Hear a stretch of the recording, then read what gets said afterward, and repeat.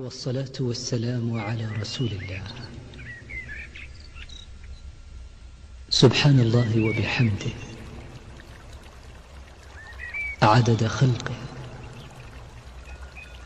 ورضا نفسه وزنة عرشه ومداد كلماته.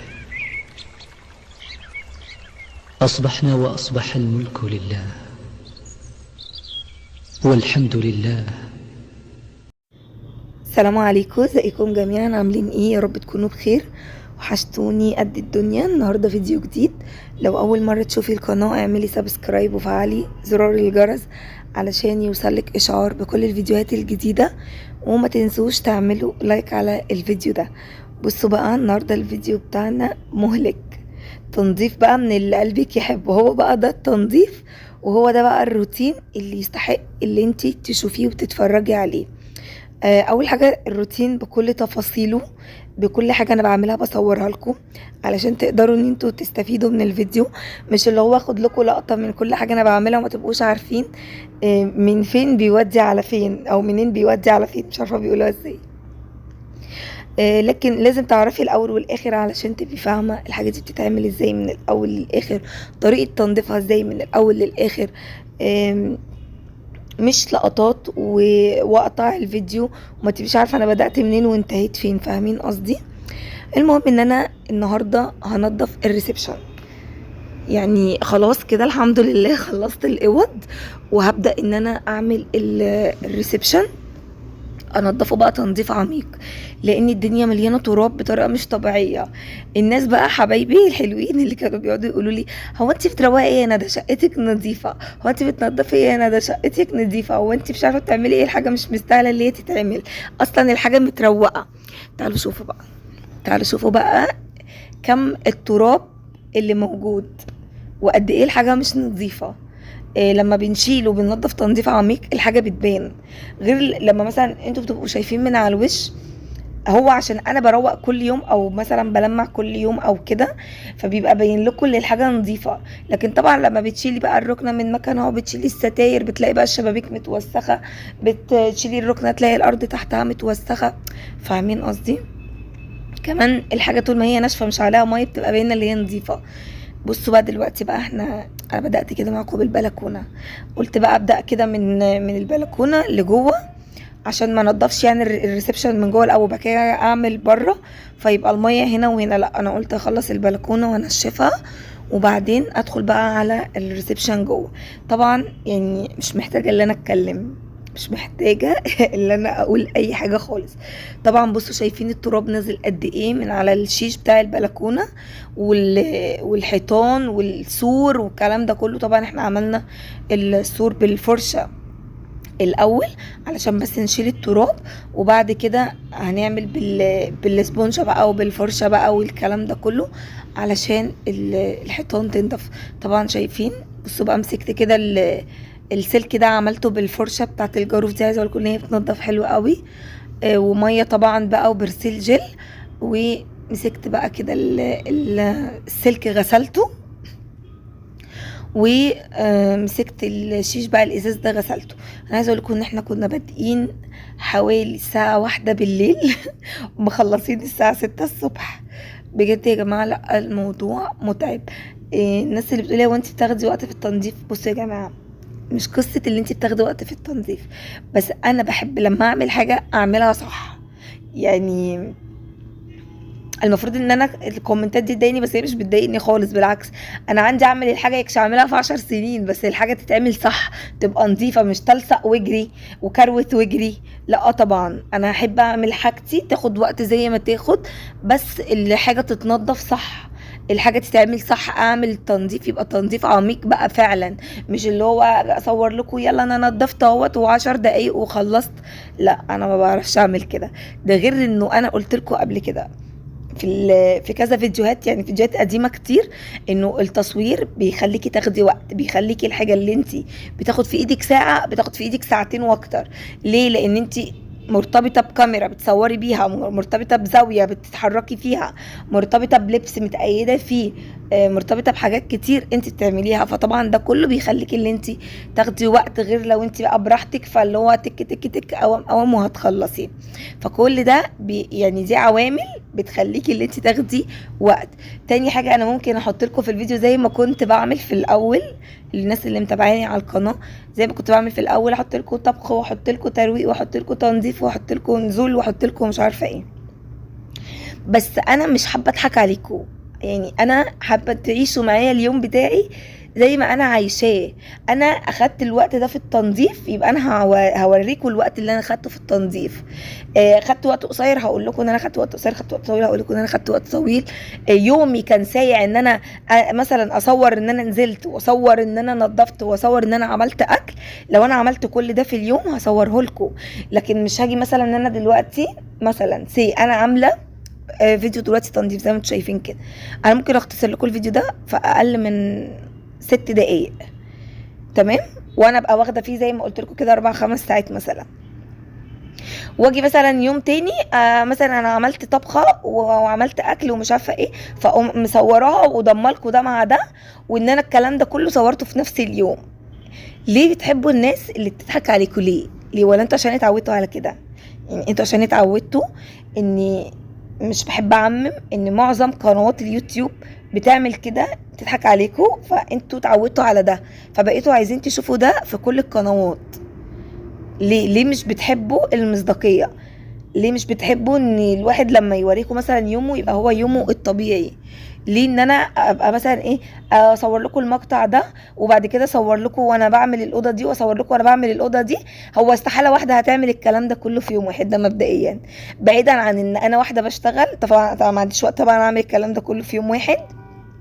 حتى لو انا قاعده في البيت، انا لما كنت قاعده برضك في البيت يعني ايه هعمل الشقه كلها في يوم واحد لو انا بعمل ترويق من على الوش، فاهمين؟ اللي هو مثلا ايه انا هنفض مثلا السراير، انا هروق او هغير مثلا ملايات، او مثلا هعمل مش عارفه ايه، فاهميني؟ هكنس بالمكنسه ده ماشي يتصور في يوم واحد، ده يتعمل كله في يوم واحد.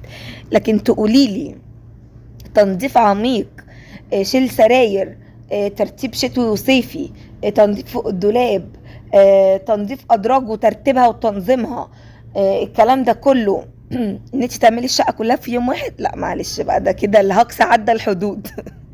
واللي بيقول لكم ان هو بيعمل كده يبقى كداب وش، لانه استحاله. ده انت لو اتنططتي لو اتشقلبتي تنسيش ان انت حتى لو انت ست بيت وقاعده في البيت، مش هقولك بتشتغلي بقى مثلا، قاعده في البيت، يعني ما كنت بعمل الروتينات ديت وانا قاعده في البيت برضو، لا كانت بتاخد وقت. هو طبيعي التنظيف العميق بياخد وقت، ما هو اسمه عميق ليه؟ ما هو اسمه عميق ليه؟ ما انت شيء طبيعي عشان بتفضي كل الادراج ترتبيها، تشيلي تحت السرير، تعملي فوق الدولاب، ترتبي الدواليب، تشيلي مفارشه تغسليها، تلمعي، تنضفي. يعني الاوضه هتاخد معاكي يوم، الاوضه هتاخد معاكي هو يوم. لكن تقولي مثلا اعمل اوضتين و3 في يوم واحد، تبقي معلش يعني عفوا يعني تبقي كدابه على طول كده. فيا جماعه ما تضطروش الواحد ان هو يحور عليكم، اللي هو انا عايزه، انا ممكن اعمل اللي انتوا بتقولوا عليه، يعني ممكن اعمل زي ما انتوا بتقولوا لي كده. ما انت باقي القنوات كلها بتعمل طبخ وبتعمل روتين وبتعمل تنظيف وبتنزل وفلوجات وما اعرفش ايه كله في يوم واحد. زي ما بقول لك كده، هي بتعمل زي ما بقول لك كده. بتعمل ايه؟ صورت النهارده مثلا مقطع تنظيف، تمام، تاني يوم صورت مثلا مقطع الاكل، تالت يوم صورت مقطع وهي نازله، تقوم ضمالك ده كله في فيديو واحد وتقولك روتين النهارده، يومي النهارده. يا جماعه كل الهري ده سهل اللي هو يتعمل، بس حقيقة انا ما بحبش احور. ليه انا ما بحبش احور؟ وليه هتقولوا لي يا ندى طب وانتي انت يعني نبي نزل على الارض؟ لا يا جماعه انا مش نبي نزل على الارض، بس معلش يعني معلش يعني في اللي انا هقوله، يعني انا ما حدش ليه حاجه عندي عشان انا اكذب، يعني ما حدش فيكم ليه حاجه عندي اللي يضطرني اللي انا مثلا اعمل مثلا فيديو مجمع على كذا يوم واحط لكم في يوم واحد على ان هو روتين يوم واحد. انا مش مضطريه ان انا اطلع اكذب واقول كده. ليه وانا حد ليه عندي حاجه؟ عملت ده النهارده هقول عملت ده النهارده، عملت كل حاجه في يوم واحد هقول لكم عملتها في يوم واحد. مش محدش مضطريني ان انا اكذب، محدش ليه عندي حاجه ان انا اكذب. ممكن اللي بيعمل كده الله اعلم بيه الله اعلم، انا ما بقصدش حد بكلامي، لان انا ما اعرفش اصلا يعني مين الناس دي، لانه انا حتى ما بتفرجش على روتينات مصريه نهائي، لاني ما فيش ولا قناه مصريه تدخلي عندها تستفيدي بروتين من الاخر، ما فيش. انا عن نفسي لما بتابع فيديوهات روتين بتابع الناس الاتراك، بتابع الناس السوريين، وانا يمكن قلت لكم الكلام ده قبل كده في كذا فيديو. بتابع الناس اللي بره الاجانب، لكن ما بتابعش مصريين في الروتين خالص، معلش يعني. ما فيش ولا قناه مصريه انا لمحتها بالصدفه بتعمل روتين زي الناس، كله من على الوش وكله تلصق ويجري وكله زي ما انتي ما بتقولي في التعليقات، ده طبخ وروتين وفلوجات في يوم واحد. ما انت لما يخليكي تعملي كل ده في يوم واحد يبقى انت اكيد كروتي ده وكروتي ده وكروتي ده، اكيد. استحاله تكوني عملتيه بضمير عشان يطلع معاكي كل ده في يوم واحد، يا اما انت بقى سوبر هيرو بقى عشان تعملي مثلا كل ده في يوم واحد. خلينا يا جماعه واقعيين، يعني خلينا ان احنا نكون واقعيين، خلينا ان احنا نكون صراحه مع بعض. انا القناه دي عاملاها مش لمكسب مادي. كتير منكم هيدخل يقولي لا لا لا لا لا، ما فيش ولا واحده عامله القناه دي المكسب مادي. انا لو عامله القناه دي المكسب مادي كنت رحت مولت القناه، كنت رحت صرفت على القناه، كنت رحت عملت على القناه. انا عامله القناه دي عشان انا بحب التصوير، انا بحب التواصل معاكم، انا بحب كده. اللي عايز برضو يصدق ده اهلا وسهلا، مش عايز يصدق هو حر برضو، دي حريه شخصيه. انا مش مضطره ان انا مثلا يعني اخليكم تصدقوني غصب عنكم. يعني النبي عليه الصلاه والسلام الناس اختلفت عليه، فمش هاجي انا الناس تتفق عليا. شيء طبيعي ان انا هلاقي اللي بيحبني، شيء طبيعي ان انا هلاقي اللي بيكرهني، شيء طبيعي ان انا هلاقي اللي شايف ان انا دمي خفيف، شيء طبيعي ان انا هلاقي اللي شايف ان دمي تقيل، في اللي شايف ان انا عندي قبول، في شايف انه لا، في شايف ان انا بعمل حاجتي كويس، في اللي شايف انه انا بافور. بصوا يعني اللي هيمشي ورا ان هو يرضي الناس هو اللي هيتعب، لان الناس عمرها ما هترضى، عمرها ما مهما عملتي عمر الناس ما هترضى. فانا بعمل اللي يريحني انا وبس، بعمل اللي ما يتعداش الاصول واللي ما يتعداش تربيتي واخلاقي، بس كده. عجب بقى الناس ما عجبش الناس، دي حاجه بترجع لهم هم، مش بترجع لي انا. انا ما اتخلقتش عشان اعجب كل الناس، او انا مش موجوده في الدنيا دي عشان اعجب كل الناس. انا بعمل اللي عليا. حب الناس قبولي عندهم دي حاجه بتاعت ربنا، حاجه ترجع لهم. لكن انا اللي يهمني المصداقيه، ان انا اكون صادقه معاكم، وان انا ما اكونش محوراتيه وبتاعت حوارات. انا يا جماعه اقول لكم على حاجه، يمكن اول مره اللي انا اقولها لكم، يعني يمكن اول مره اقولها لكم في فيديو. انا ما بحبش الكذب، ما بحبش الكذب وما بحبش الحوارات. انا لو عامله نصيبه سودا اروح اقول انا عملت النصيبه دي، بس ما اكذبش. يعني انا حتى علاقتي بجوزي مبنيه على ايه؟ على ثقه. الثقه دي اللي هي ايه؟ انا مثلا لو شوفوا بقى لدرجه ايه، انا لو مثلا رحت مثلا كنت في مشوار ورحت مثلا في حته وقلت ايه، انا مش هقول له، مش لازم يعني اللي انا اقول له، مش لازم يعني كل حاجه اللي انا اقولها له. انا لو قلت له هيقول لي لا، وساعات الشيطان بيوزني يعني اللي انا اعمل كده، واروح مثلا المشوار الفلاني ده من غير ما اقول له، واقول وابقى مكرره واخده القرار ان انا مش هقول، يعني انا كده مش عامله نصيبه، يعني انا رحت مشوار من غير ما اقول له. يعني بدل بقى ما يقعد يقول لي لا ما تروحيش ولا خلاص بقى الموضوع خلص. عارفين انا بعمل ايه؟ ببقى واخده القرار ان انا ما اقولش.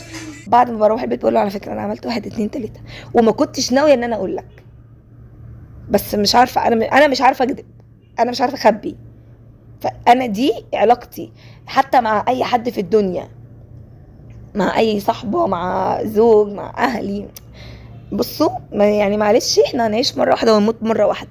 مهما كان زعل يعني زعلك من اللي قدامك او زعل اللي قدامك عليكي هيكون وحش او رد فعله وحش، احسن من زعل ربنا عليكي.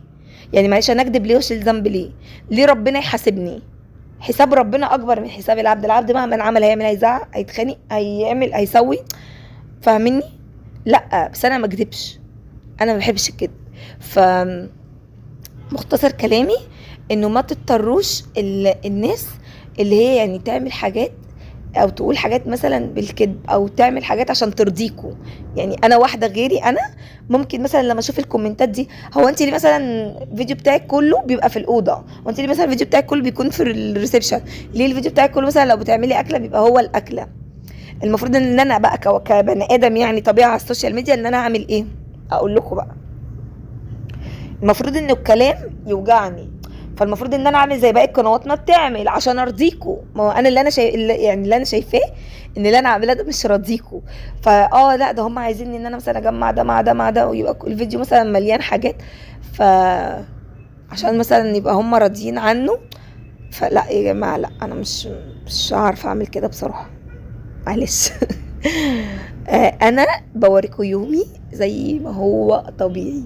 لو انا صورت في اليوم روتين وطبخ وكلام زي كده وحقيقي انا عملته في يوم واحد، انا صدقوني هنزله لكم في يوم واحد، هعمل كده.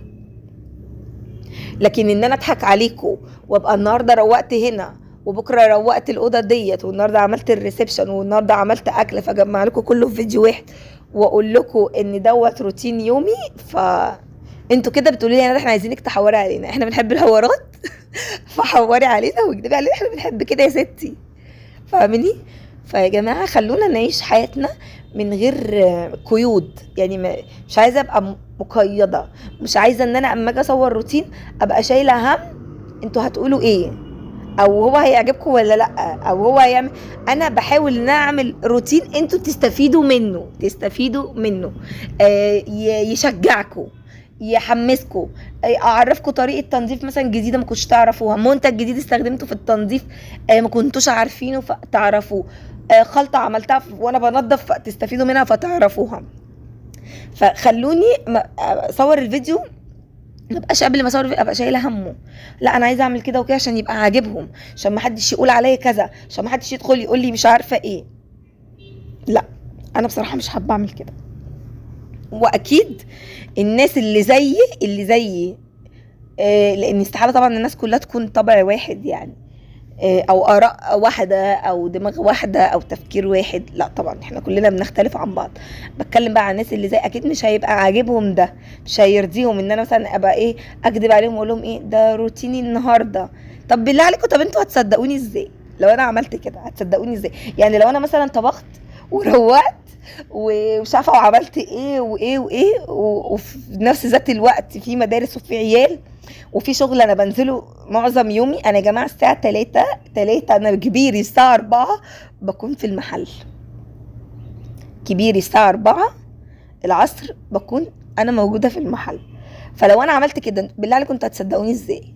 يعني هتصدقوا ان انا عملت روقت وطبخت ومش عارفه وعملت كل دوت ونزلت كمان شغلي وطلعت الساعه 12 بالليل وكل ده فيه؟ هتصدقوني بجد؟ هتصدقوني؟ يعني هتبقى باينه قوي ان انا حتى يعني لو حبيت اكذب هتبقى مش تركب، هتبقى باينه ان انا كدابه. بلاش كده يا جماعه، بلاش ان احنا نحبط حد، يعني بلاش ان احنا يعني بلاش كومنتات سلبيه. الكلمه الطيبه صدقه. احنا لما بعمل حاجه بعمل مثلا روتين عشان اشجعكم، قسما بالله انا ما ببقى عايزه اصور فيديوهات الروتين. وانا قلت لكم الكلام ده قبل كده، انا ما بحبش فيديوهات الروتين. ليه؟ لان كل الناس بتعرف تروق. يعني ان انا اطلع، يعني المفروض ان انا ما اقولش الكلام ده، انا كده بناقض نفسي، بس انا لا، انا صريحه مع نفسي. انا لو بصور فيديوهات الروتين دي انا بصورها عشان كنتوا، يعني انتوا شفتوا الفتره اللي فاتت اللي انا ما كنتش بصور فيها، انتوا في الدي ام على الانستجرام، على اليوتيوب، انت فينك؟ انت ما بتصوريش روتين ليه؟ حتى لما كنت جيت فتره صورت لكم مثلا شغل في المحل شنط وبتعرض لكم شنط وبتاع، هو انت هتقلبي القناه بدل من ريا روتين هتقلبيها دعايه للمحل بتاعك؟ هو انت ما بتصوريش روتين ليه؟ هو انت ما بتعمليش مش عارفه ايه ليه؟ احنا عايزينك ترجعي تصوري الروتين، احنا بنحب الروتين، فاهميني؟ انا بصور روتين عشان انتوا اللي عايزين ده، لكن انا كندى قسما بالله انا ما بحب فيديوهات الروتين لكذا سبب. لان اول حاجه محدش عبيط، محدش اهبل، محدش مش عارف التنظيف، كل الناس عارفه التنظيف وعارفه التنظيف بيتنضف ازاي. هو احنا بس ممكن نضيف فكره، ممكن نضيف معلومه، لكن يعني كاساس لا طبعا كل الناس عارفه التنظيف بيتنضف ازاي والترويق بيتروق ازاي دي كلها يعني حاجات معروفه، مش محتاجه ان انا اطلع ان انا اعملها. فانا لو بصور روتين انا بصور عشان خاطركم انتوا، عشان خاطر ارضيكم انتوا. فتاني حاجه ان انا ما بحبش تصوير الروتين لانه بيقيدني، وزي ما انا قلت لكم ان انا لو هخلص في ساعه هخلص في ساعتين و3، فانا ممكن اقول لا طب ما انا انجز بقى وخلاص. وخلي بالكم ده اللي انا بعمله في معظم الوقت، انا مش طول الوقت بصور لكم فيديوهات روتين. يعني شوفوا الفتره اللي فاتت اللي انا ما كنتش بصور لكم فيها، هل انا ما كنتش بنظف فيها؟ استحاله. انا كل يوم بنظف وكل يوم بروق وكل يوم بعمل وكل يوم بسوي، بس ما كنتش بصور. ف يعني انا ما بحبش كده، عشان الروتين بيقيد الواحد في لبسه، بيخليكي تاخدي وقت كتير، بيخليكي اللي انتي يعني حاجه مش شايفاها مش مهمه بصراحه يعني. لكن انا بعمل ده عشانكم، فما جيش بقى لما اعمل ده عشانكم الاقيكم بقى انتوا بتحبطوني. لا بلاش بالله عليكم. انتوا بتقولوا لي، انا بفرح بكومنتاتكم لما بتقولوا لي انت بتشجعينا، احنا استفدنا منك، الله احنا ريحه النظافه واصله لنا، الله احنا طريقتك في التنظيف حلوه، الله احنا ما بنشوفش حد بينظف بعمق قوي كده او بينظف بضمير قوي كده. انا الكلام ده يا جماعه بيبسطني بيشجعني، بيخليني ان انا لو مش عايزه اصور فيديوهات روتين لا باجي اصور فيديوهات روتين. ليه؟ كلامكم بجد بيشجعني حقيقي وبيحمسني ان انا لا يعني ازود اكتر في الموضوع. حاسه ان انا رغيت كتير وما شرحتلكوش الروتين. طبعا زي ما انتوا شفتوا ان انا نظفنا البلكونه وغسلنا الحيطان والارض والسور وكل حاجه، وطبعا الريسبشن من جوه كذلك، عملنا الشبابيك، وطبعا شفتوا كم التراب اللي كان على الشبابيك قد ايه. وده مش عارفانه مني والله يا جماعه، ده انا حتى لو يعني جيت تاني يوم عشان هو نضفت، لو جيت تاني يوم صورت لكم هتلاقوا برده في تراب. احنا طبيعه الشارع عندنا هنا في تراب جامد جدا. وطبعا لمعنا كل حاجه في الريسبشن، المكتبه بالحاجه اللي عليها والمرايات والحيطان والشبابيك والشيش وكل حاجه، كل حاجه خلصت. واقفه على الفرش. بص انا زي ما قلت لكم احنا خلصنا اهو، النهار طالع. هنا كان اخر مقطع كنت بصوره لكم اهو. طبعا مسحنا الارض والدنيا كده واقفه على الفرش. وده كان الفيديو بتاعي النهارده. يا رب